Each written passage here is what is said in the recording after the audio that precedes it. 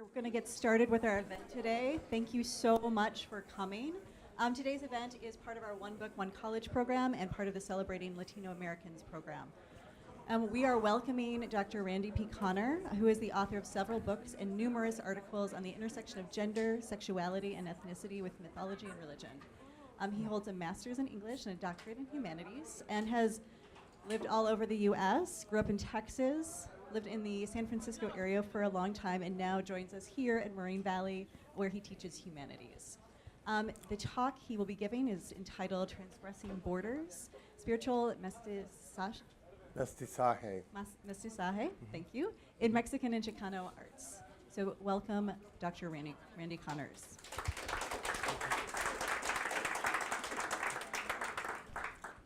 I'd like to dedicate my talk today to my best friend of 30 years, a young woman named Gloria Anzaldúa. And I'd also like to dedicate it to my partner, David Hatfield Sparks.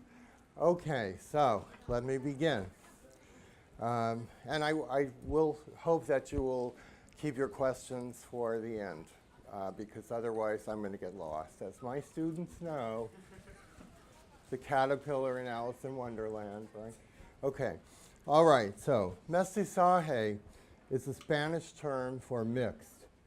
On a deeper level, it reflects a historical process of ethnic or racial intermingling that commenced thousands of years ago. In the past, it was often linked to imperialism, colonialism, and the oppression and suppression of conquered peoples. Mestizaje has, however, often eventually led, despite its extremely negative beginnings, to life-affirming, rich hybridities, including of cuisine, such as gumbo, jambalaya, and chicken mole, together with hybrid arts and hybrid spiritual traditions.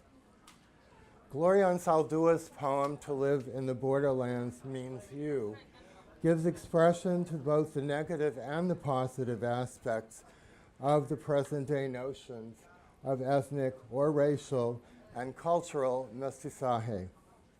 As a racially or ethnically mixed person possessing indigenous American, European, and African ancestries, she is, quote, caught in the crossfire between camps and, quote, does not know which side to turn to, run from. She and others like her may well, quote, be stopped by La Migra at border checkpoints.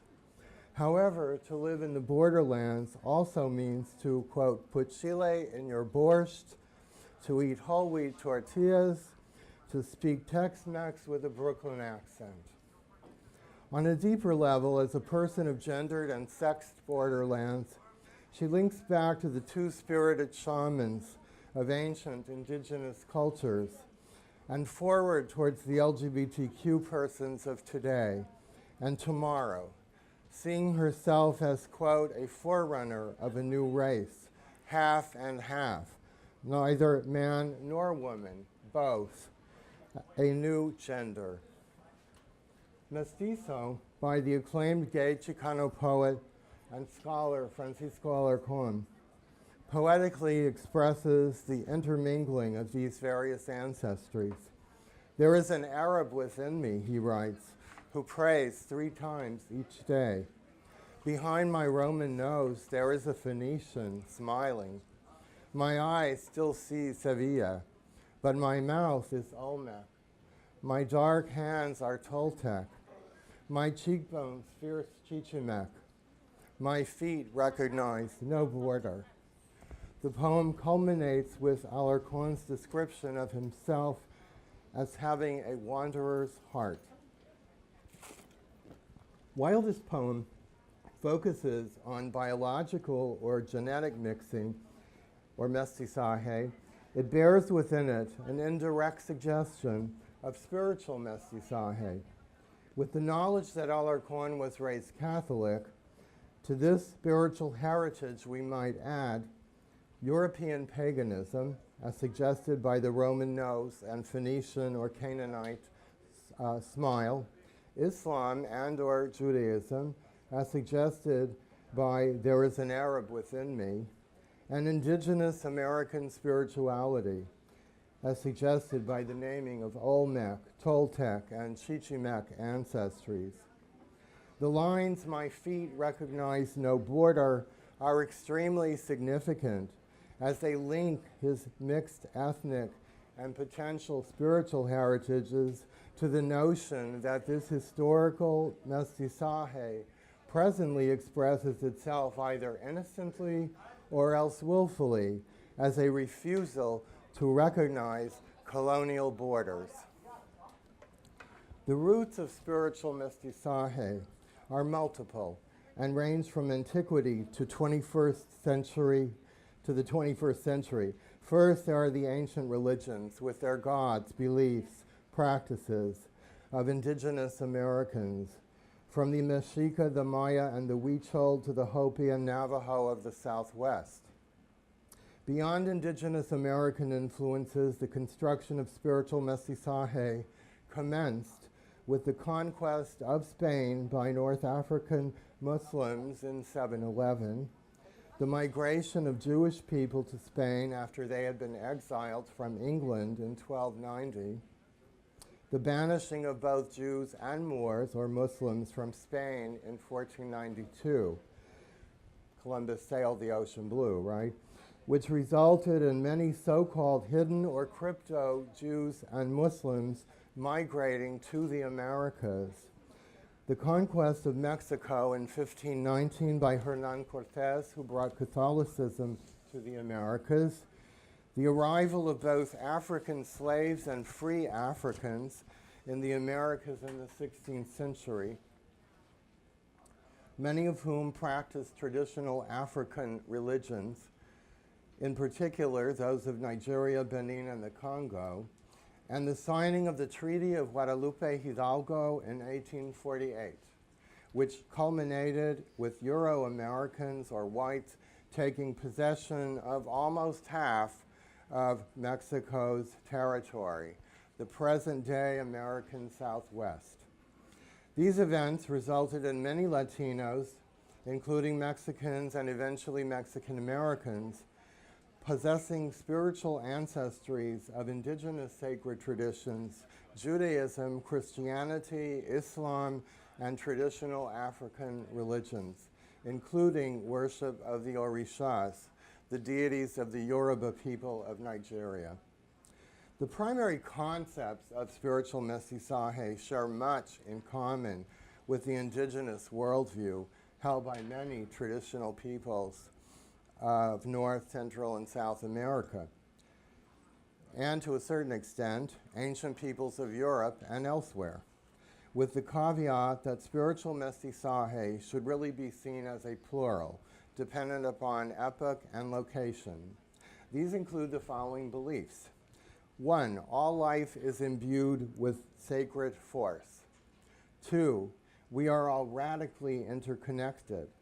Another way of saying this is all my relations, which, as Chickasaw writer Linda Hogan reminds us in Dwellings, embraces not only humans, but also animals, plants, the whole of nature. 3, the earth, la tierra, is a living, holy entity that must be revered. The land, especially the specific locations inhabited by our ancestors, informs our spiritual perspective. In the words of Luis Leon, a professor of religious studies at the University of Denver, spirituality is grounded in a mythical connection to place mediated by memory.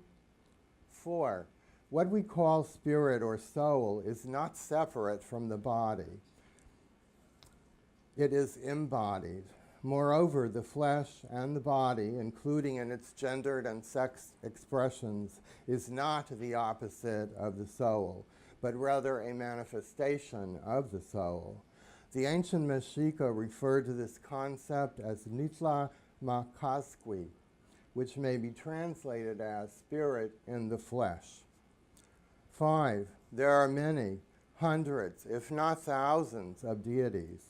Many of these gods and goddesses are associated with various forces of nature, professions, emotions, such as deities of love and deities possessing magical and miraculous powers. 6, deities are called by way of praise hymns that name the attributes of the god or goddess, often ask a favor, and thank the deity for protecting them and ameliorating their lives. They are also called by way of divination and magic, as well as by offerings and sacrifices. They often communicate with us via dreams.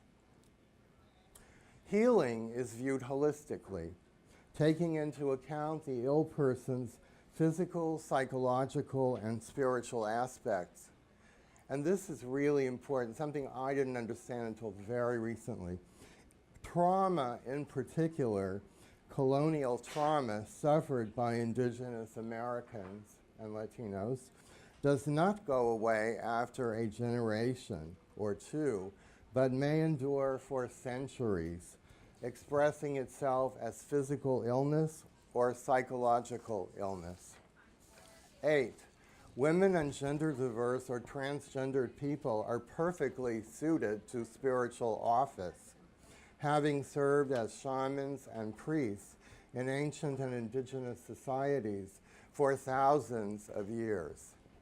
9, together with an acceptance of dualities, such as male and female, day and night, and so on, one should appreciate liminality, fluidity, the challenging and occasional defiance of borders, perhaps even living one's life, as Gloria Anzaldúa puts it, in the borderlands.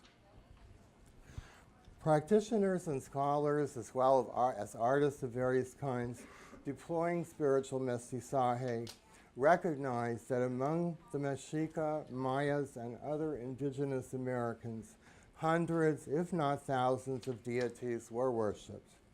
With Christianization, many of these were shunned as embodiments of evil in the undertaking of demonization. Many other deities were, however, displaced or supplanted by Catholic saints and by manifestations of Jesus Christ and the Virgin Mary. The most well-known case of this sanctification of an indigenous deity is that of the transformation of the earth goddess Tonantzin into the Virgin of Guadalupe. Ana Castillo, author of perhaps the finest novel of spiritual mestizaje, So Far from God, in her nonfiction text, Massacre of the Dreamers, writes,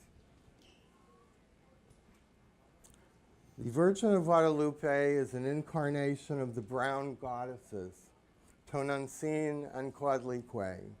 She is an ancient maternal symbol for us. The mestiza resurrects her own pantheon of indigenous goddesses, primarily Guadalupe, Tonantzin, Coatlicue, and Coelxauhqui, the moon goddess."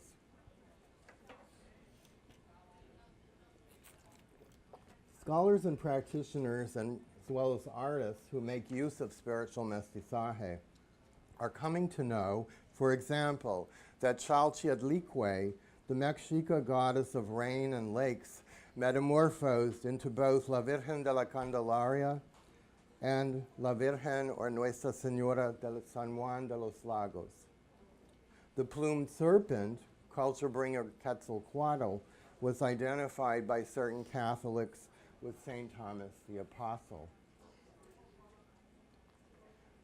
The war god Huitzilopochtli transformed into St. Michael the Archangel. Eventually, some of these deities also transformed into folk figures.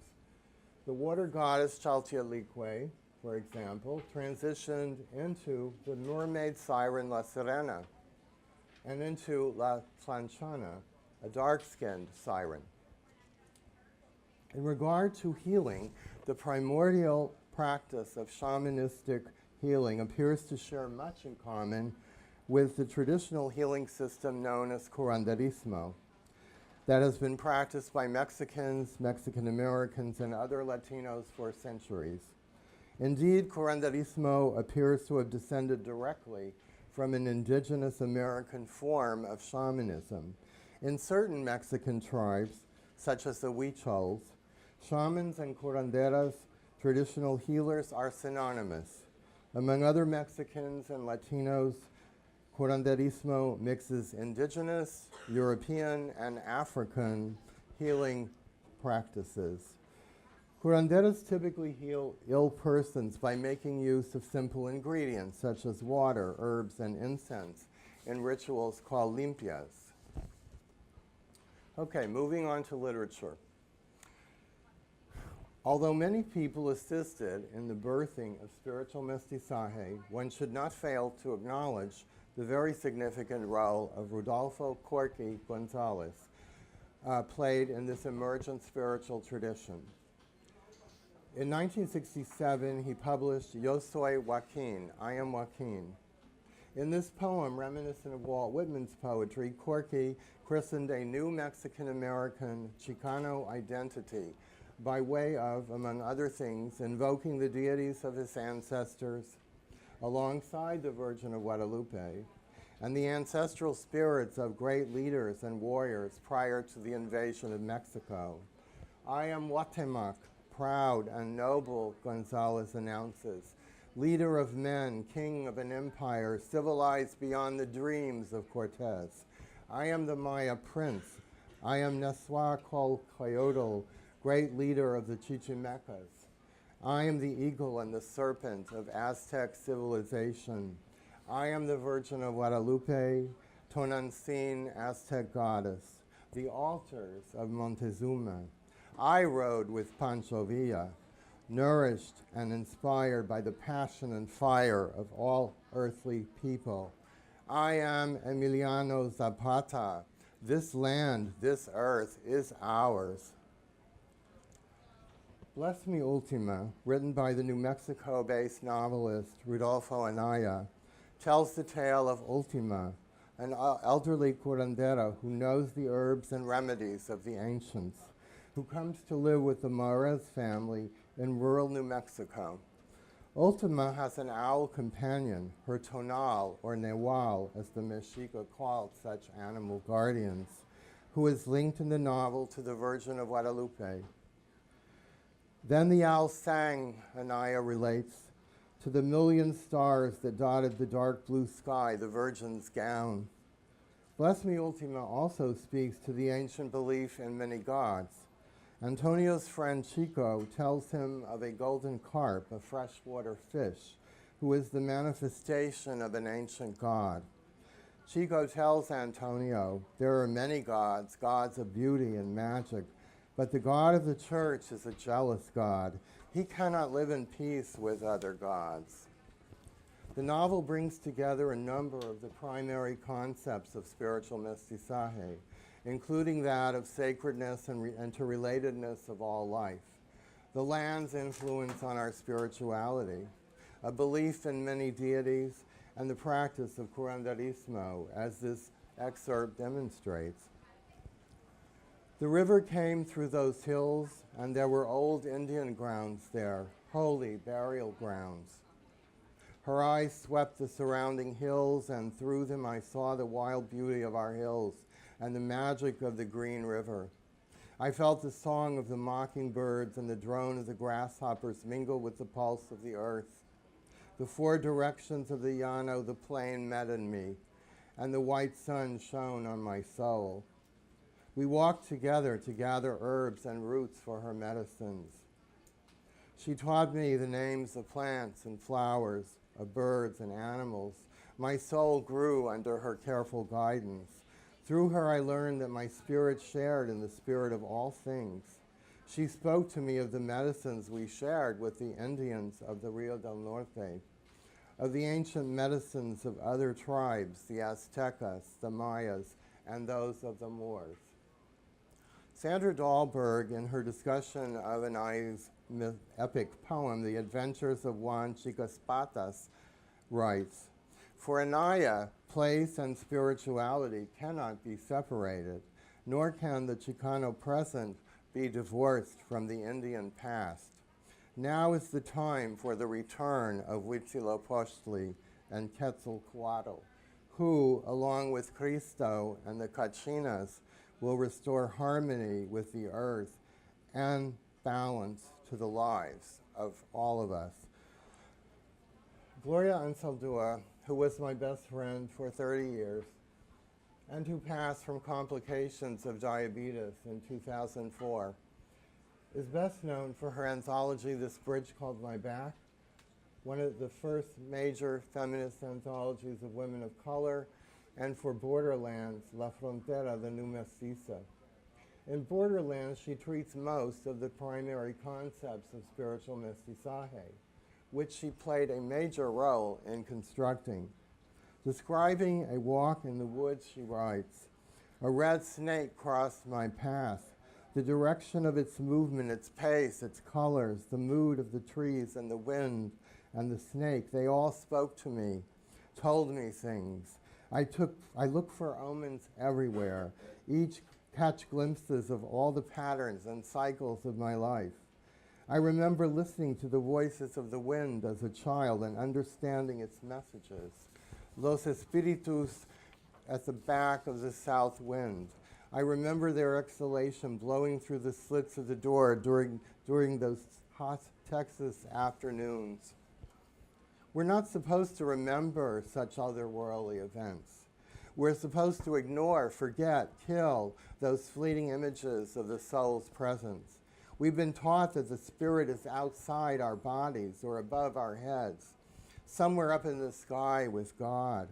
We're supposed to forget that every cell in our bodies, every bone and bird and worm has spirit in it.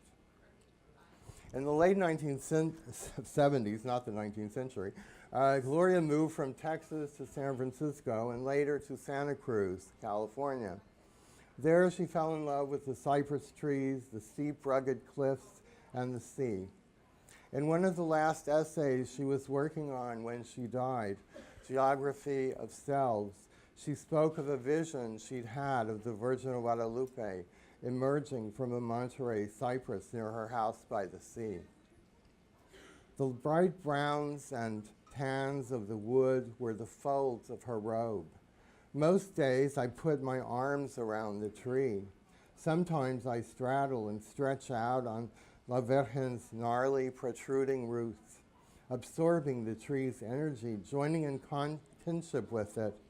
With my back against its trunk, I meditate, allow it to absorb my body into its being. My arms become its branches, my hair its leaves, its sap the blood that flows in my veins." In her children's book, Friends from the Other Side, Amigos del Otro Lado, and Prietita y la Llorona, she depicted the ghostly woman who killed her children, believing that if she did not do so, they would be killed by the Spanish. As a kindly spirit guide, and she portrayed the curandera as a protector of a young boy from the other side of the Rio Grande River, best friends with her heroine, Prietita, Gloria, as a child. Deploying the imagery of Orisha worship, the Yoruba of Nigeria, Anzaldúa writes in Borderlands, "A chicken is being sacrificed at a crossroads, a simple mound of earth, a mud shrine for Eshu, Yoruba god of indeterminacy, who blesses her choice of path. She begins her journey." Anzaldúa also invokes Yemaya, the goddess of motherhood and the sea, in order to make it clear to us what she thinks of right-wing fanaticism regarding illegal immigration, demonstrating an intersection of spirituality and politics. The sea cannot be fenced. El Mar does not stop at the borders. To show the white man what she thought of his arrogance, Yemaya blew the wire fence down. Maybe it'll be made of stone next time. Born in 1954 and raised in Chicago, Sandra Cisneros received a BA from Loyola University and later a Master of Fine Arts from the University of Iowa.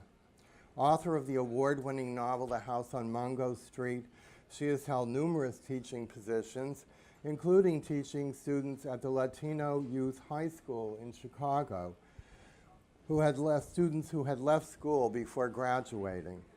In Little Miracles, Kept Promises, she weaves together prayers to the biblical God and Jesus, including his dark-skinned manifestation as Cristo Negro, as well as the Virgin of San Juan de los Lagos and the 7 African powers, the Orishas, Obatala, Yemaya, Oshun, Orunla, Ogun, Elegua, and Shango.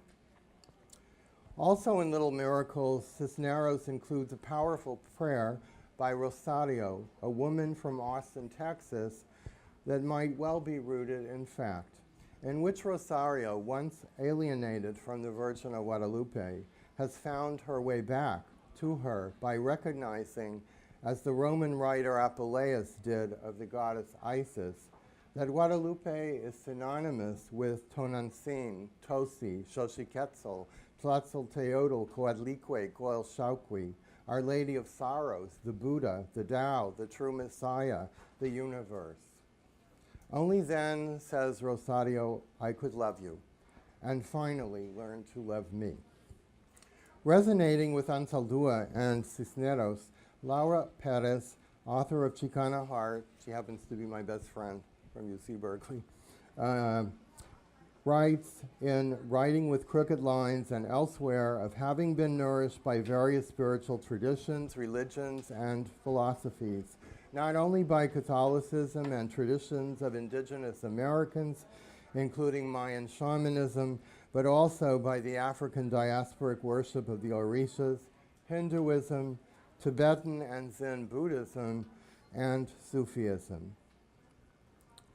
Alex Espinosa, born in Tijuana, Mexico, and raised in Los Angeles, is an associate professor of literature and creative writing at Cal State U in Fresno. In his novel, Stillwater Saints, he paints a portrait of Perla Portillo and her shop near LA, the Botanica Oshun, named after the Orisha of erotic love and the arts, where customers come to purchase spiritual supplies. Such shops, called especially in Mexican and Chicano communities yerberias, typically carry candles, herbs, incense, oils, perfumes, soaps, sprays, and statues. In a nutshell, botanicas are hubs of spiritual mestizaje. In Stillwater Saints, Espinosa paints a portrait of the botanica.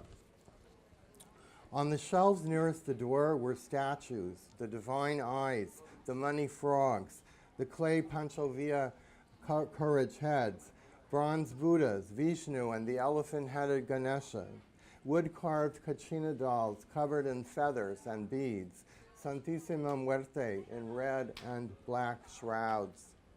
Then there were the veladoras, the colored 7-day candles, blue for serenity, red for love, green to attract prosperity, San Judas Tadeo of lost and desperate causes, La Virgen de Guadalupe, El Santo Niño de Atocha, Nuestra Señora de Caridad del Cobre, La Mano Poderosa, the Holy Hand of the Crucified Christ, and Las Siete Potencias Africanas. Then there were the soaps and cleansing bath waters, Fast Luck, Guatemala, Quetzalcoatl. There were Egyptian ankhs, tarot cards, and necklaces of cowrie shells. Moving from literature to the visual arts, in the legend of Quetzalcoatl, housed in the Palacio Nacional in Mexico City, the great muralist Diego Rivera painted the plumed serpent god as a culture bringer of the arts. He also, however, portrayed Quetzalcoatl as failing or betraying his people when he left them during a crisis. Simultaneously, Rivera inferred hope in the god's promised return. Biographer Patrick Marnham relates that Rivera saw himself as a follower of Quetzalcoatl. In two murals, Detroit Industry, South Wall, and Pan American Unity, the latter housed at City College in San Francisco, Rivera depicts the goddess Coatlicue simultaneously as an indigenous goddess and a modern machine. Rivera's intimate partner, Frida Kahlo, in her self-portrait with thorn necklace and hummingbird, intermingles the imagery of Christ's crown of thorns with the sacred Mexica practice of self-mutilation. The hummingbird is sacred to the god Huitzilopochtli and a charm in love magic. The monkey is representative of the god Ozomatli, and the panther or black jaguar as representative of the god of sorcery. In this painting, the love embrace of the universe, the earth, myself, Diego, and Senor Xolotl, Frida embraces Diego as a grown male infant with a third eye, reminiscent of Mary's embrace of Jesus in Michelangelo's sculpture of the Pietà. They are embraced in turn by the Mexica earth goddess Cihuacotl, all of whom, as well as Frida's beloved dog, here representing the god Xolotl, a Mexican Anubis, are embraced by a universal goddess. Present-day Chicano visual artists draw inspiration from the works of artists such as Rivera and Kahlo. One of the most impressive works of Juana Alicia, an acclaimed muralist of Mexican and Jewish heritage, is the magnificent mural featuring La Llorona. I used to pass it almost daily in the Mission neighborhood of San Francisco. Exemplary of a coming together of political activism and spirituality, the mural describes the struggles of women in Bolivia, India, and Juarez, Mexico. In her paintings and digital prints, including Lupe and La Sirena in Love, and Coyolxauhqui returns as Our Lady disguised as La Virgen de Guadalupe to defend the rights of Chicanas, Alma Lopez braids together the goddess Coyolxauhqui, the Virgin of Guadalupe, folk figures including La Sirena and the star-crossed lovers Ixtaccíhuatl, the Sleeping Lady, a mountain in Mexico, and Popocatépetl, political activism and lesbian desire.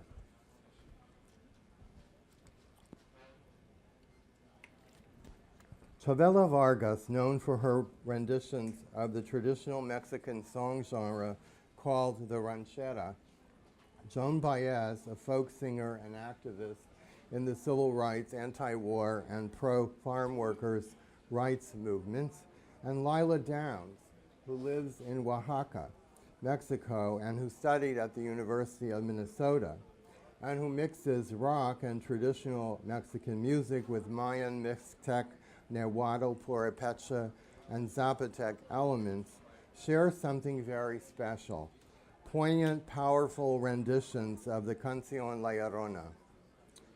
The song varies from the legend in depicting La Llorona as an affectionate, dark-skinned spirit who is compared to a spicy but delicious chili pepper.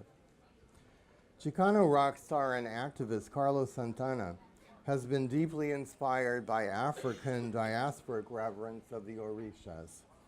Among other songs, he recorded contemporary praise hymns to Oshun and Shango on his 1982 album, Shango.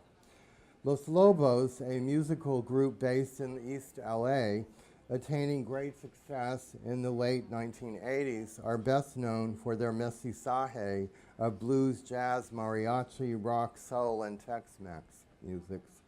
In their song, Wake Up Dolores, they draw upon Mexica spirituality, singing, "O sacred night on quetzal plumes of dying suns and purple moons, O sacred night as an eagle soars, our spirits fly to our gentle rest." Enjoying great popularity in the late 1990s, the band Ozomatli, like Los Lobos, based in LA and with a mestizaje style, mixing cumbia, funk, hip-hop, jazz, merengue, rap, reggae, rock, and salsa, named their group after the Mexica astrological symbol and god, the monkey Ozomatli, associated with drama, music, and literature. Ozomatli is also assistant to Xochipilli, a god of music, hallucinogenic plants, and non-marital eroticism. Artistic expressions of spiritual mestizaje sometimes pay homage to icons of popular culture. Exemplary of such practices are those focusing on the Grammy-winning Tejana music star Selena Quintanilla Pérez, who was murdered on March 31st, 1995, a few weeks before her 24th birthday. On hearing of her death, fans in Texas, California, and elsewhere erected impromptu altars to her in the streets and in shop windows with candles, flowers, photos, and love letters to her spirit. The most celebrated altar to Selena is housed in San Antonio, Texas, at Mi Tierra Cafe and Panaderia. I'm going to skip this section because we're running a bit late. So these are images of Aztec dancers. I'm moving on to the dramatic arts. In regard to the dramatic arts, Luis Valdés, the founder of El Teatro Campesino, is often considered the father of Chicano theater. A playwright, actor, and film director, Valdés is at present perhaps best known for his plays, then film Zoot Suit, and for his film, would help to have the rest of the essay. And for his movie La Bamba. Valdés explains that he gave the character of the Pachuco absolute power. Can you still hear me? Okay. As the master of ceremonies. Pachucos were members of a Mexican-American subculture that lasted from the 1930s through the early 1960s, bringing together fancy attire called zoot suits, including suits, fedora hats, antique watches, scarves, and pointed oxblood-colored shiny shoes, nightlife, gangsters, and flamboyant behavior. Valdés recalls that Chicanos loved his portrait of the Pachuco in zoot suit. In doing so, he says he gave, quote, a disenfranchised people their religion back. By this, he means the ancient religion of the Mexica or Aztecs. Quote, I dressed the Pachuco in the colors of the god Tezcatlipoca. Likewise, in La Bamba, he explains that he subtly compared the pop singer Richie Valens, whose real name was Valenzuela, to the god Quetzalcoatl, who's, quote, an artist and a poet and gentle. When my audiences see La Bamba, they like that positive spirit. Undoubtedly, the most well-known Chicana playwright today is Cherríe Moraga. For several years, she and Gloria Anzaldúa and my partner and I lived in a house together in San Francisco, and it was quite a dynamic household. A number of her plays include elements of spiritual mestizaje. For instance, in The Hungry Woman, she tackles the concept of Aztlán, the Aztec paradise, and invokes the deities Coatlicue, Huitzilopochtli, Coyolxauhqui, and the Cihuateteo, spirits of women who die in childbirth, as well as Chacmul, an ancestral spirit of sacrifice, who is transformed into the son of a patriarchal father and a lesbian or bisexual mother. The main character in the play is named Medea, after the Greek wife of Jason, who murdered her children. But she is also La Llorona. Moraga's 2012 multimedia performance, New Fire, To Put Things Right Again, a collective effort designed by her partner Celia Herrera Rodriguez, concerns a 52-year-old woman named Vero who undergoes a transformative ceremony in which her psychological and spiritual demons are purged so that she may not only be healed but also become enlightened.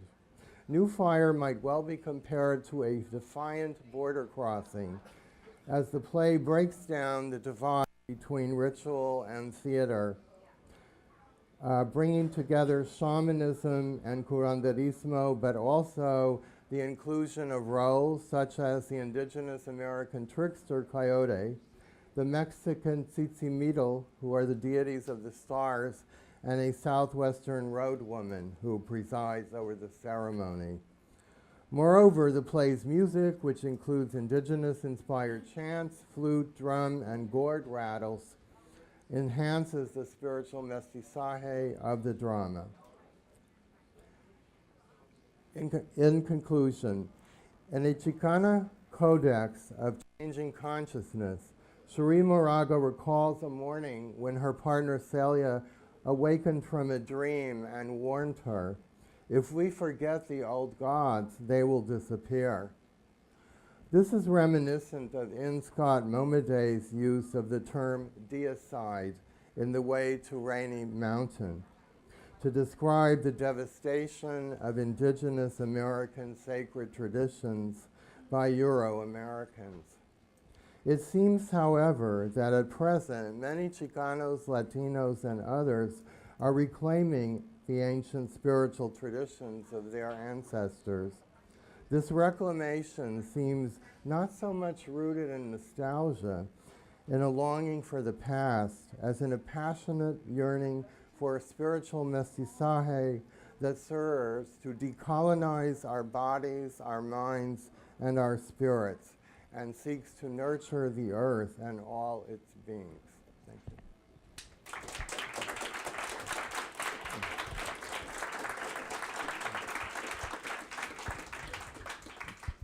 We do have a few minutes for questions, so if you have a question, please just raise your hand. Yes. She was killed by, She was killed by her manager, who was very jealous of her. Yeah. Any other questions? Comments?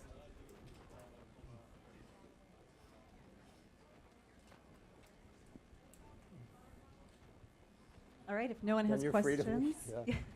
Yeah. One more round of applause. Thank you so much. Thank you.